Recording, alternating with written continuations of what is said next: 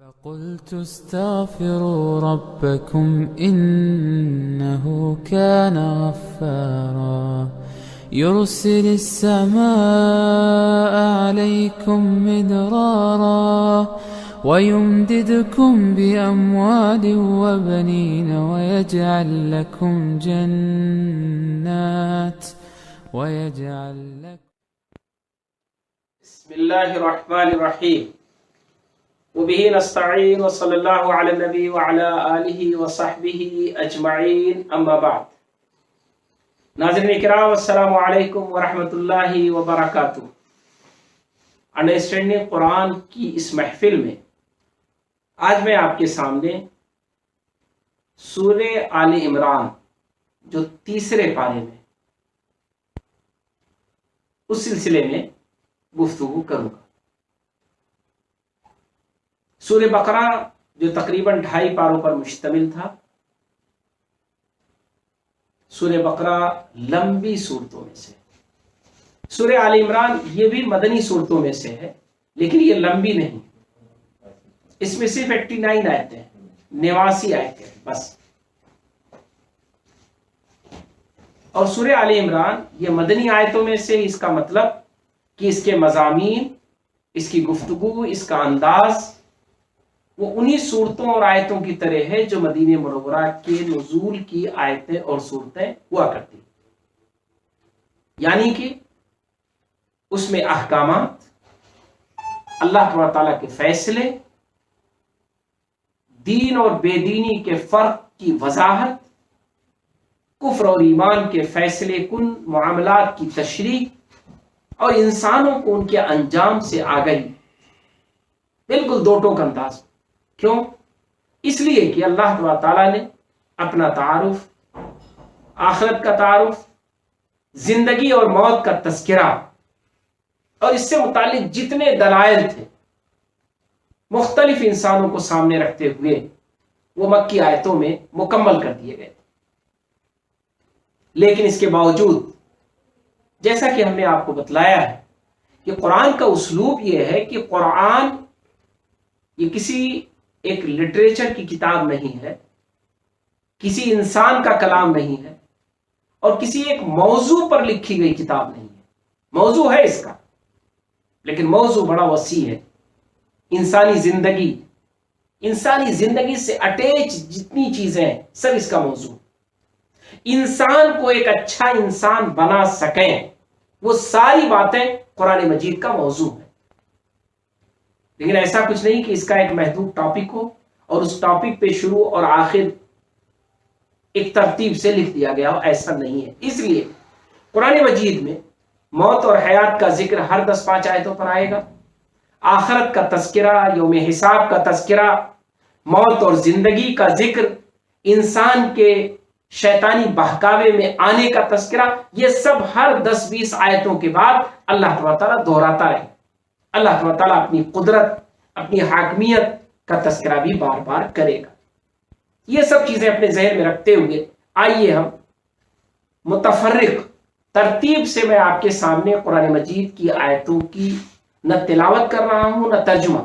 اس کے بہت سارے لوگ الحمدللہ کام کر رہے ہیں اور اسی رمضان مبارک میں ان کے پروگرام آ رہے ہیں. آپ اسے سنیں. قرآن مجید کی آیتوں کا ترتیب کے ساتھ ترجمہ اور اس کی تشریح. میرے پیش نظر ہے قرآن مجید کے مضامین پر گفتگو, اور وہ بھی متفرق الگ الگ انداز میں. اسی لیے میں وقفے سے غائب کر کے کچھ آیتوں کو جو مجھے لگتا ہے کہ ایک انداز کی آیتیں ہیں یا ان سے ایک مضمون سمجھ میں آ سکتا ہے اسے پیش کرنے کی کوشش کرتا ہوں. قرآن مجید میں سورہ آل عمران کو شروع کہاں سے کیا گیا اس کو دیکھیں. اس سے ہمیں ایک اندازہ ہوگا کہ اللہ تعالیٰ نے سورہ بقرہ کو کیسے شروع کیا اور سورہ آل عمران کو کیسے شروع کیا. شروع کرنے کا بھی قرآن کا ایک نرالا انداز ہوتا ہے. قرآن مجید نے سورہ بقرہ میں کہا تھا الف لام میم ذالک الکتاب. الف لام میم یعنی وہ 3 حروف جو عربی زبان کے حروف ہیں اور انہی حروف سے پوری زبان مل کر بنی ہوئی ہے. سورہ آل عمران بھی انہی 3 حروف سے شروع ہوئی ہے، الف لام میم، وہی 3 حروف، الف لام میم۔ اللہ لا الہ الا هو الحی القیوم۔ البتہ یہاں انداز دوسرا ہے، اللہ ہے جس کے علاوہ کوئی الہ نہیں ہے، کوئی اس لائق ہی نہیں ہے کہ اسے تسلیم کیا جائے، اس کے آگے سجدہ ریز ہوا جائے، کوئی اس لائق نہیں ہے اگر اس لائق کوئی تو صرف اور صرف اللہ ہے، الحی القیوم۔ کیوں ہے وہ اس لائق؟ اس کی 2 صفات کا یہاں ذکر کیا گیا، اور یہ 2 صفات کہیں اور نہیں مل سکتی ہے۔ الحی، وہ زندہ ہے، زندہ تو بہت سارے لوگ ہیں لیکن ان کی زندگی کیا ہے؟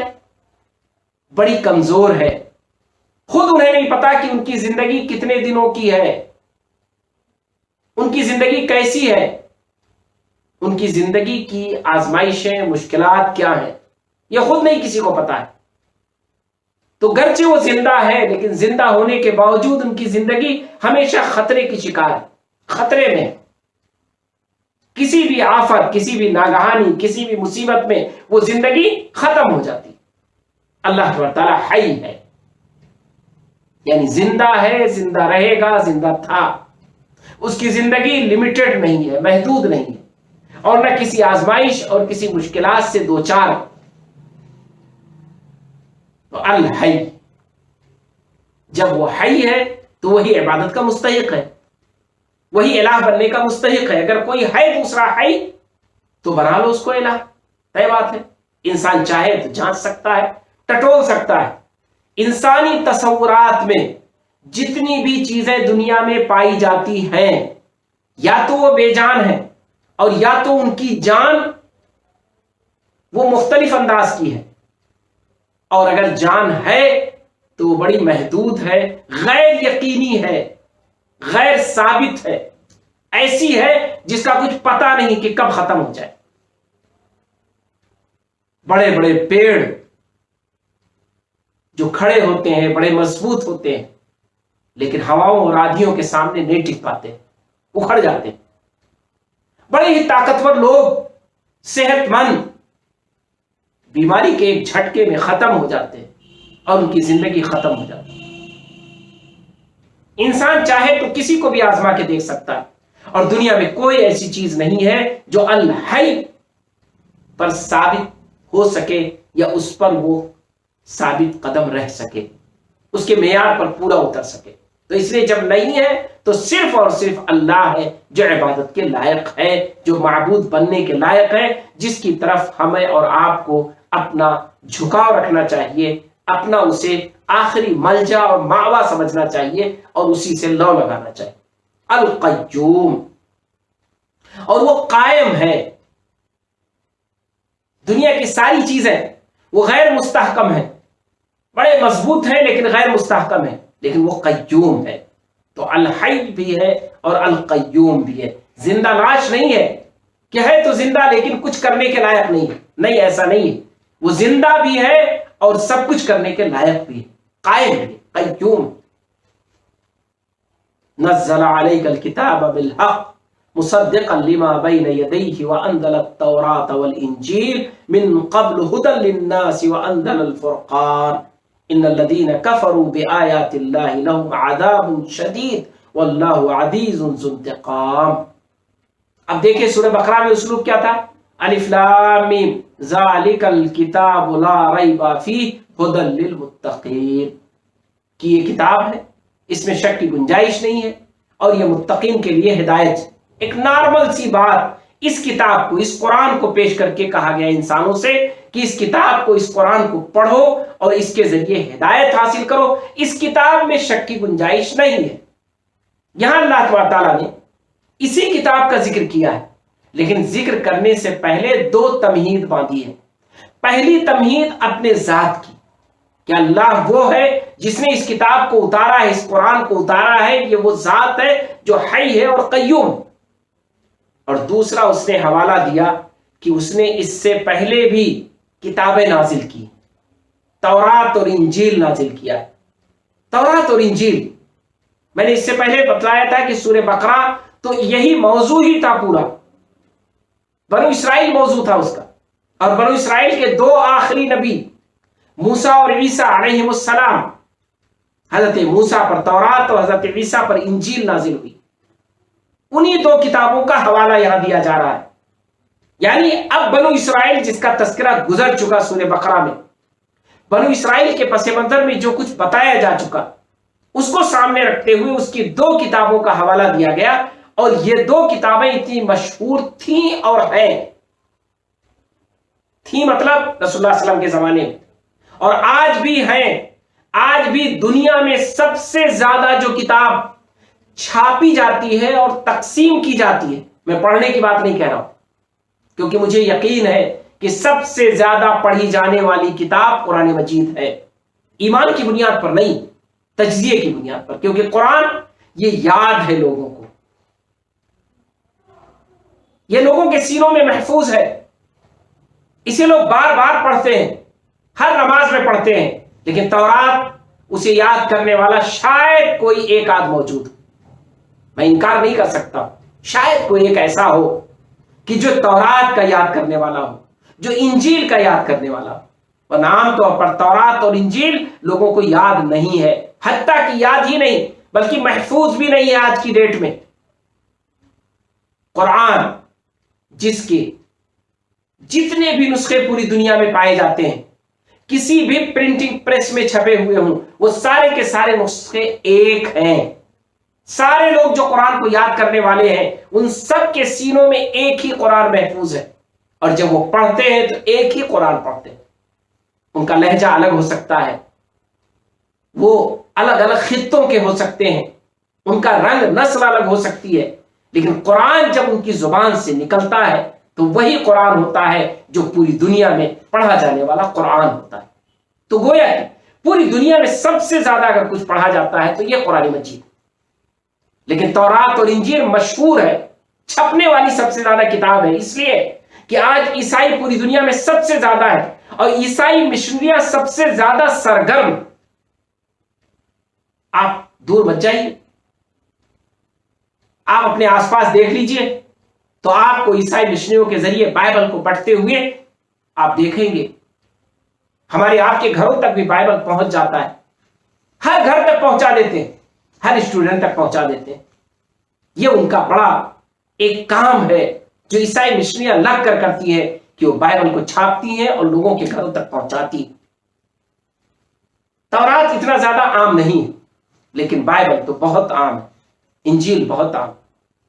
तो अल्लाह ताला ने उन दो किताबों का हवाला दिया जो बड़ी आम है, बड़ी मशहूर है।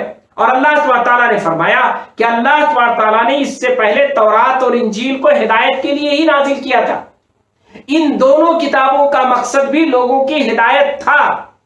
अब आप जरा गौर करें, ये जो दावा कुरान ने किया है कि इंजील और तौरात ये दोनों लोगों की हिदायत के लिए उतरे हैं, आप जरा सोचें कि इंजील और तौरात को सीने से लगाने वाले क्या वो इस बात पर यकीन करते हैं कि नहीं करते?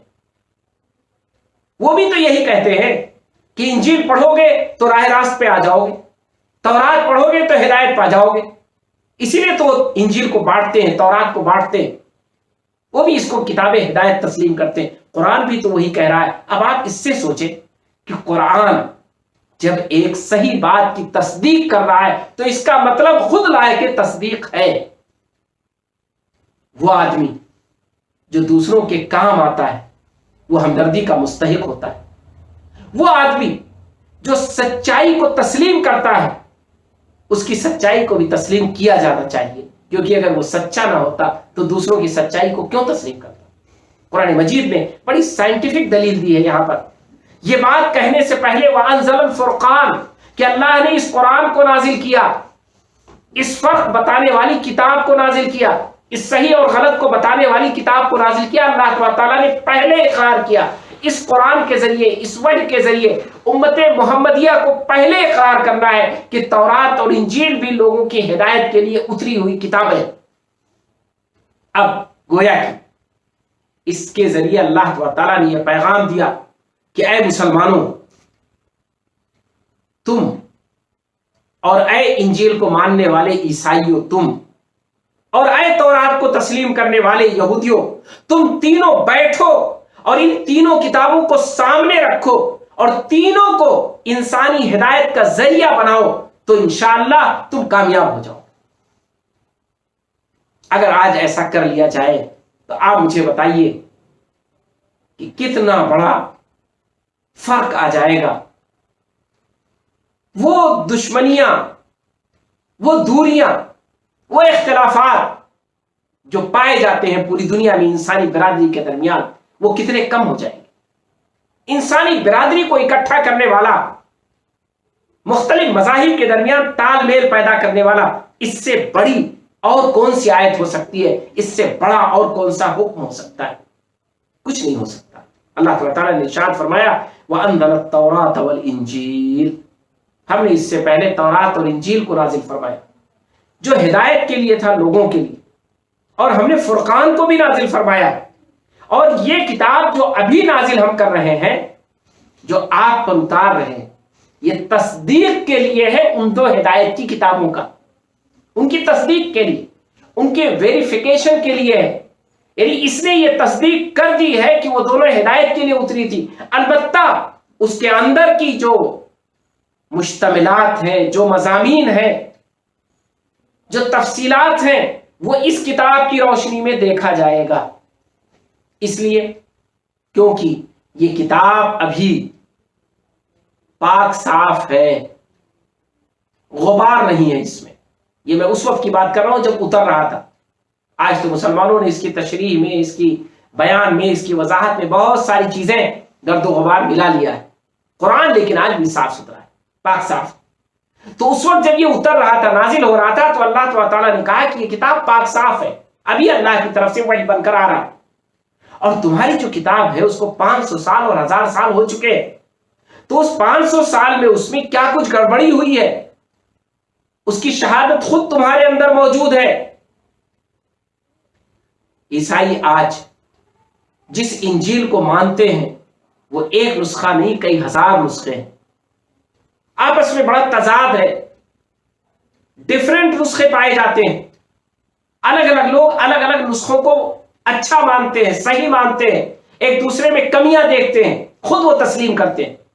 ایسی تورات، اور اس سے سب سے بڑی بات یہ کہ یہ دونوں کتابیں اپنی اصل شکل میں، اصل زبان میں موجود نہیں، یعنی جس زبان میں یہ نازل ہوئی تھی اس زبان میں ناپید ہیں، ان کے ٹرانسلیشن موجود ہیں، وہ دوسری زبان میں نقل ہو کر موجود ہے، اس میں کچھ ملاوٹ ہو گئی ہے، کچھ تبدیلی ہو گئی ہے، کچھ چیزیں ادھر ادھر ہو گئی ہیں، تو یہ قرآن اس کو بھی واضح کر دے گا۔ اب آپ بتائیے کہ آج عیسائی دنیا کے لیے اور یہودی دنیا کے لیے کتنا بڑا پیغام ہے کہ یہ قرآن ان کی تصدیق بھی کر رہا ہے، اور ان میں جو ملاوٹ ہو گئی ہے اس کا کلیئرفیکیشن بھی دے رہا ہے، اس کی وضاحت بھی کر رہا ہے۔ اب آپ ذرا سوچیں کہ جب یہ بات واضح ہو جائے کہ ایک سچی کتاب، لوگوں کی ہدایت کے لیے کتاب جو اللہ نے آخری اتار دیا، تو آپ کیا بچا؟ اب اگر کوئی اس کتاب پر غور نہ کرے، اس کتاب پر ایمان نہ لائے، اس کتاب کو تسلیم نہ کرے، تو سوائے اس کے کہ وہ اللہ کا نافرمان ہے، سچائی کو انکار کرنے والا ہے، کیا بچا؟ اللہ تعالیٰ نے اسی کو واضح کر کے کہا ان الذین کفروا بآیات اللہ لهم عذاب شدید واللہ عزیز ذو انتقام۔ جو لوگ انکار کر دیں گے اللہ کی آیتوں کا تو وہ سن لیں ان کے لیے سخت عذاب ہے، لہم عذاب شدید۔ اور اللہ وہ قادر ہے، طاقتور ہے، عزیز، طاقتور ہے۔ اس سے پہلے دو صفات تھی، وہ حی ہے، قیوم ہے، اب کہا گیا وہ عزیز ہے، ذو انتقام ہے، اور وہ بدلہ لینے والا ہے۔ بدلہ لینا یہ عام طور پر جب بولا جاتا ہے تو یہ اچھی صفت نہیں مانی جاتی، لیکن بدلہ لینا، بدلے کا سسٹم یہ ہمیشہ اچھا مانا گیا ہے۔ دنیا میں ہم اور آپ بدلے کے نظام کو ہمیشہ اچھا مانتے ہیں۔ کون ہے جو کہتا ہے نہیں بدلے کا نظام نہیں ہونا چاہیے؟ समाज उलट पलट का शिकार हो जाएगा, नाइंसाफियों का शिकार हो जाएगा, जुल्म का शिकार हो जाएगा। तो बदला जो है वो समाज को मुअतदिल बनाता है, मुनसिफाना राह पर डालता है। अल्लाह ताला की जो ये सिफत है ज़ुंतक़ाम, वो ज़ुंतक़ाम जो है वो महमूद सिफत है, अच्छी सिफत है। क्यों? अल्लाह ताला ज़ुंतक़ाम कब है? उसने इंसानों को बनाया, इंसानों की जरूरत की सारी चीजें बनाई, कायनात बनाई, कायनात की सारी चीजें बनाई, इंसानों के हिदायत के लिए अंबिया नाजिल किए, किताबें नाजिल की, कायनात में बेशुमार दलाइल रखे अपनी पहचान के लिए। ये सब होने के बावजूद अगर इंसान इसको तस्लीम ना करे, तब भी अल्लाह ताला इस कायनात में उसको पूरा हक देता है रहने का, इस कायनात के इस्तेमाल करने का, इस कायनात में आजादी से अपनी जिंदगी गुजारने का। अब उसके बाद जब ये जिंदगी खत्म हो जाएगी और लौट के वो इंसान अल्लाह के पास जाएगा, अब अगर अल्लाह ताला उस पर रहम करे तो ये गलत होगा। अब अल्लाह ताला उससे इंतकाम लेगा, बदला लेगा। बदला किस चीज का? अपने नफ्स का नहीं, अपने को फायदा पहुंचाने का नहीं, उस इंसान को उसके करतूत का बदला देगा अल्लाह ताला, जो उसने दुनिया को ठुकराया, दुनिया के दलाइल को ठुकराया, अल्लाह की नेमतों की नाशुक्री की, उसका इनकार किया, अल्लाह के अंबिया को ठुकराया, उसकी किताब को ठुकराया, अल्लाह की इस दुनिया में पैदा की हुई सारी निशानियों को ठुकराया, सब कुछ उसने किनारे कर दिया। तो अब अल्लाह ताला वो ये कह रहा है कि ठीक है, अब तुम हमारे पास आ गए हो, तो ऐसी सूरत में अब तुम बदले के मरहले से गुजरोगे। अब बगैर बदले के तुम्हें चारा नहीं है, तुम्हें यकीनन अब बदला चुकाना पड़ेगा अपने कामों का, अपने इनकार का, अपने कुफ्र का, हमारे ना मानने का। आप मुझे बताइए कि अल्लाह ताला इस मानों में ज़ुंतक़ाम होना उसकी अच्छी सिफत है कि नहीं? यकीनन अच्छी सिफत है, होना ही यही चाहिए। इंसाफ का यह तकाजा है। अगर अल्लाह ताला को यहां भी गजब ना आए, गुस्सा ना आए, इंतकाम ना ले, तो अल्लाह ताला को इंसाफ नहीं करेगा। इसलिए अल्लाह ताला ने फरमाया वल्लाहु अज़ीज़ुन ज़ुंतक़ाम, कि अल्लाह कादिर भी है, ताकतवर भी है, और ज़ुंतक़ाम है, ऐसे लोगों से बदला लेने वाला भी। और ये जान लो, इन्नल्लाह ला यख़फ़ा अलैहि शैउन फ़िल अर्ज़ वला फ़िस समा, जमीन और आसमान में कोई भी चीज वो अल्लाह से मख्फी नहीं है। उसी ने तो बनाया है, उसी ने तो संवारा और सजाया है, उसी की तो तख्लीक है ये, और जब उसकी तख्लीक है तो उससे छुपी हुई नहीं है। अब अल हय्य अल क़य्यूम, उस सिफत को याद करिए कि अल्लाह ताला ने क्या कहा, वो हय है और क़य्यूम है। अब इस सूरे में जो शुरुआत यहां से की गई थी, अल्लाह ताला ने उसी को कहा कि इन्नल्लाह ला यख़फ़ा अलैहि शैउन फ़िल अर्ज़ वला फ़िस समा। उम्मन इंसान जमीन और आसमान को कह देने से सब कुछ समझ लेता है।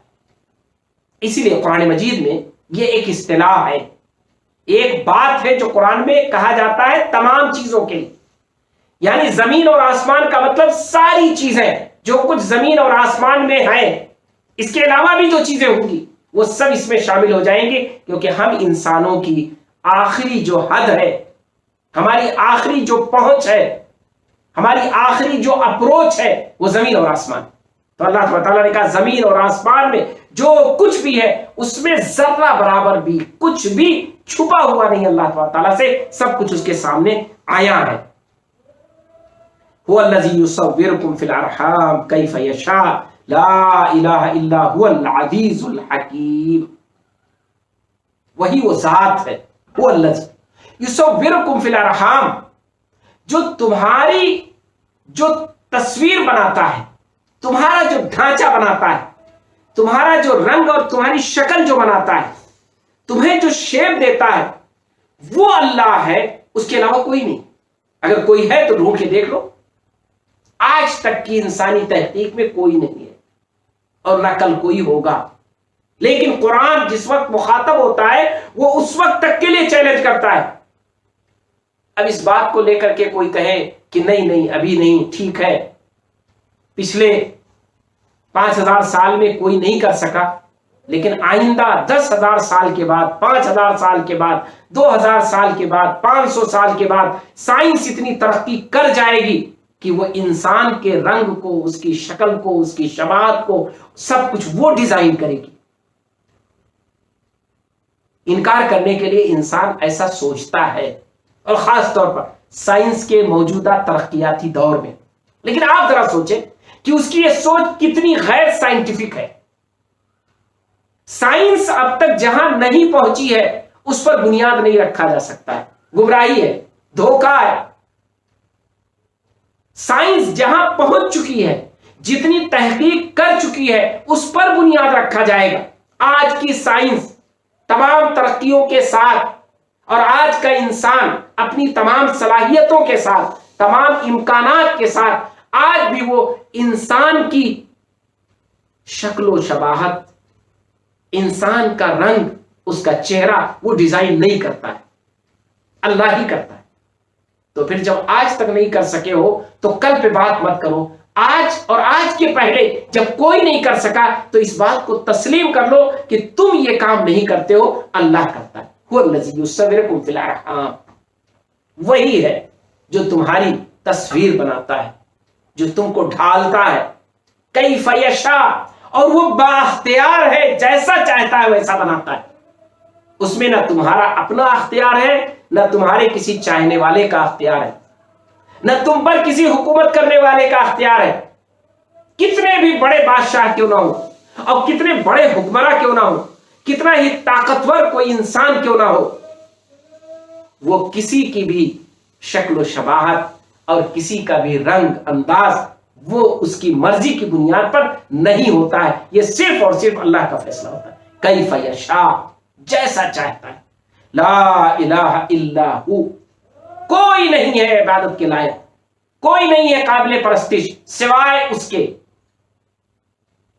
العزیز الحکیم، وہ غالب ہے لیکن حکمت والا ہے۔ غالب تو ہے اتنا کہ سارے دلائل کے باوجود جو انکار کرے اسے بر وقت چاہے سزا دے دے۔ وہ غالب تو ہے اتنا کہ اس کی کتابوں کا، اس کے دین کا، اس کے نبیوں کا مذاق اڑانے والا اسے چاہے تو فوراً سزا دے دے، لیکن نہیں۔ الحکیم، اس کا جو غلبہ ہے، اس کی جو طاقت ہے وہ حکمت کے ساتھ ہے۔ اس کی ایک حکمت ہے، اس کا ایک فیصلہ ہے، اور وہ حکیم ہے، اپنے فیصلے میں دانا اور بینا ہے، سمجھدار ہے، اور اسی کے ساتھ ہی وہ فیصلہ کرتا ہے۔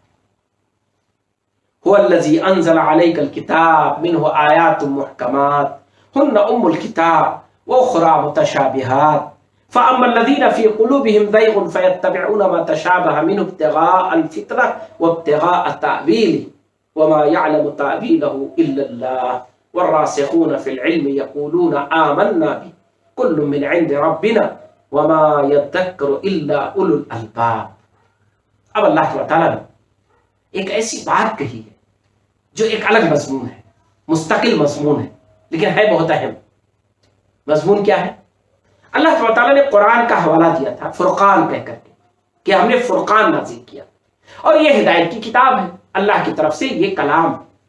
اب اللہ تعالیٰ نے اس کلام کے بارے میں ایک ایسی چیز بتلائی جو انسان کے لیے اس کے اندر کو جھنجھوڑنے والا۔ کیا ہوتا ہے یا کیا ہوا؟ قرآن مجید اللہ کا کلام، اس میں بہت ساری گفتگو ہے، 30 پاروں پر مشتمل ہے، 114 سورتیں ہیں، 6000 سے زیادہ آیتیں ہیں، بے شمار گفتگو ہے اس میں۔ بہت سارے لوگ قرآن کی گفتگو کو لے کر کے بڑی پیچیدگیاں پیدا کرتے ہیں، بڑا ٹکراؤ دکھاتے ہیں، بہت سارے معاملات کو الجھاؤ بتلاتے ہیں۔ اللہ تعالیٰ نے یہاں اس بات کو واضح کیا ہے، اور یہ بات قرآن کے پڑھنے والوں کو، قرآن کے سمجھنے والوں کو ضروری ہے کہ ان کے ذہنوں میں رہے۔ بڑی اہم آیت ہے اس اعتبار سے، اور شاید آج یہی اس محفل قرآن کا آخری حصہ ہوگا۔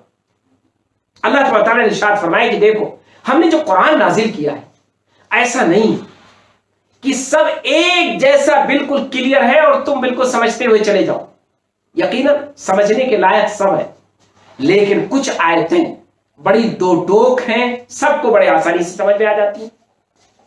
کچھ آیتیں ہیں جو سب کو نہیں سمجھ میں آتی، کچھ لوگوں کو سمجھ میں آتی، اور کچھ آیتیں ہیں جس میں بہت سارے لوگ الجھے رہتے ہیں اور سمجھنے والے بہت تھوڑے ہوتے ہیں، اور کچھ آیتیں ایسی ہیں، کچھ باتیں ایسی ہوں گی جو ہو سکتا ہے اس انداز میں مکمل ابھی نہ سمجھ میں آئے جس انداز میں سمجھنا چاہیے۔ کیوں؟ ایک سادہ سا جواب ہے، ایک سادی سی بات ہے جو کبھی کبھی ہمارے ذہنوں سے اوجھل ہو جاتی ہے۔ یہ قرآن ہے کب کے لیے؟ کتنے دنوں کے لیے؟ سال 2 سال کے لیے؟ کورس کی کتاب چھپتی ہے، بدل جاتی ہے، مصنف ایک کتاب لکھتا ہے اور وہ بعد میں دوسری کتاب لکھتا ہے، ایک ریسرچ سامنے آتا ہے، دوسرا ریسرچ اس کی جگہ لیتا ہے، یہ سب ہوتا رہتا ہے۔ قرآن یہ ان کتابوں میں سے نہیں ہے، ہمیشہ کے لیے، انسانوں کی ہدایت کے لیے، تمام انسانوں کی ہدایت کے لیے، چینجنگ نہیں ہے، بدل کے نہیں لکھا جائے گا، یہی چلے گی، یہی کتاب چلنی ہے، یہی چلے گی کتاب، یہی آیتیں رہیں گی سب کی ہدایت کے لیے۔ اس لیے آئندہ آنے والے حالات کے لحاظ سے قرآن مجید میں کچھ ایسی گفتگو کی گئی ہے جو آج نہیں کل واضح ہوگی، جیسے کل کچھ چیزیں واضح نہیں تھیں جو آج واضح ہو گئی۔ سائنس نے کچھ چیزوں سے اتنا وضاحت کا پردہ اٹھا دیا، اتنا واضح کر دیا ان کو کہ جو پہلے لوگوں کے لیے واضح نہیں تھی۔ ایسا نہیں لوگ سمجھتے نہیں تھے، لوگ سمجھتے تھے، لیکن آج اس کو بہت گہرائی سے سمجھتے ہیں، کل آنے والے اور گہرائی سے سمجھیں گے۔ تو قرآن نے اسی کو کہا کہ ہم نے کتاب نازل کی آیات محکمات، زیادہ تر آیتیں اس کی ایسی ہیں جو بڑی کلیئر کٹ ہیں کہ اس میں آئندہ اور آج سب یکساں ہی سمجھ میں آئے گا۔ جیسے 2 ہمیشہ 2 ہی رہا ہے، وہ 4 نہیں ہوگا۔ ہن ام الکتاب، یہی کتاب کا بڑا حصہ ہے۔ وَأُخْرَى مُتَشَابِهَاتٌ، وَأُخْرَى مُتَشَابِهَاتٌ، اور کچھ آیتیں ہیں تھوڑی سی ہیں جو متشابہ ہیں، جیسے گھڑی۔ گھڑی کا لفظ جب ہم استعمال کرتے ہیں تو 100 سال پہلے پہننے والا ایک انسان گھڑی، وہ بھی گھڑی پہنتا تھا، آج بھی ہم گھڑی پہنتے ہیں، لیکن دونوں میں زمین آسمان کا فرق ہے۔ اس زمانے والا اس سے گھڑی کے لفظ سے وہ سمجھتا تھا، آج گھڑی کے لفظ سے ہم اپنی گھڑی سمجھتے ہیں۔ تو قرآن نے کہا وہ اخری متشابہات، ایسی ہے جو متشابہ ہے، تشابہ، وہ حالات کے چینجنگ کے لحاظ سے ان کے معانی کی وضاحت ہو جایا کرے گی، لفظ نہیں چینج ہوگا، لفظ وہی رہے گا، گھڑی وہی ہے جو پہلے تھی، موبائل وہی ہے جو پہلے تھا، فون وہی ہے جو پہلے تھا، لیکن زمین آسمان کا فرق ہے۔ وہ اخری متشابہات، اور کچھ آیتیں ایسی ہیں جو متشابہ ہیں۔ اب 2 طرح کے لوگ ہیں، جنہیں قرآن سے ہدایت لینا ہے تو وہ انتظار کرتے ہیں جتنا آج سمجھ میں آیا سمجھ لیتے ہیں، اور جو لوگ اعتراض کرنا چاہتے ہیں وہ انہی کو مدعا بنا کر کے اعتراض کرتے ہیں، حالانکہ انہیں چاہیے کہ وہ انتظار کریں، اگر ان کی زندگی وفا کر جائے گی تو وہ دیکھ لیں گے، نہیں وفا کرے گی تو وہ محروم رہیں گے۔ اللہ تعالیٰ نے البتہ تعریف کی ان لوگوں کی جو صاحب علم ہوتے ہیں۔ اب آپ اس سے سوچئے کہ قرآن نے علم کو کتنا اونچا مقام دیا ہے، کہ قرآن نے یہ کہا کہ اللہ تعالیٰ نے جو آیتیں نازل کی ہیں اس میں الجھنے والے وہ لوگ ہیں جو علم سے محروم ہیں۔ اب اگر آج امت مسلمہ ہی علم سے محروم ہے تو قرآن سمجھنے سے کیوں نہیں محروم رہے گی؟ قرآن کو سمجھنے کے لیے علم چاہیے، اور امت مسلمہ نے علم سے اپنے کو دور کر لیا ہے، اس لیے قرآن بھی سمجھنے سے امت مسلمہ آج قاصر ہے، کمزور ہے، گرچہ قرآن ہے اسی کے پاس، قرآن اسی کی ملکیت ہے، قرآن اسی کی امانت ہے، اسی کے پاس امانت ہے، قرآن اسی کی چیز ہے۔ دنیا سمجھتی ہے قرآن مسلمانوں کی ہے، لیکن مسلمان چونکہ علم سے دور ہے اس لیے وہ راسخ فی العلم نہیں ہے، اس لیے قرآن کو بھی سمجھنے میں کمزور ہے اور قاصر ہے اور محروم ہے۔ اللہ تعالیٰ سے دعا ہے کہ ہمیں راسخ فی العلم بنائے، اس امت مسلمہ کو علم دوست بنائے، علم میں طاقتور بنائے، تاکہ یہ اپنے قرآن کو سمجھ سکے، اللہ کی اس کتاب کو سمجھ سکے۔